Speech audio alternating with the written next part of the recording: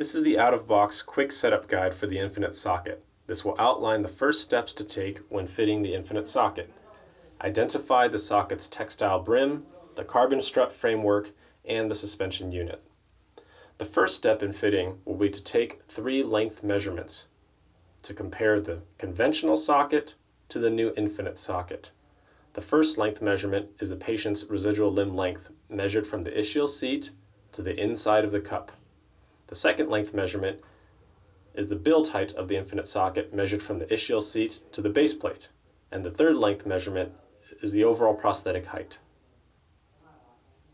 The second step is to have the patient don the prosthesis and verify that their residual limb has descended completely into the socket. This can be verified by visualizing through the valve of the cup. If the patient is unable to descend completely into the socket, it must be diagnosed whether the ischial seat is too tall, whether the medial brim is too tall, or whether the fill cup is too tight. It is recommended that the fill cup be heated and expanded first before adjusting the height of the seat and the brim. The third step is to verify that the overall prosthetic height is symmetrical to the sound side. The final step of quick setup is to install and set the closure strap tension ratios.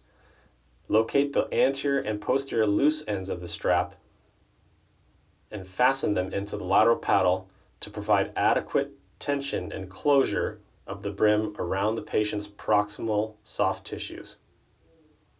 This concludes quick setup of the Infinite socket.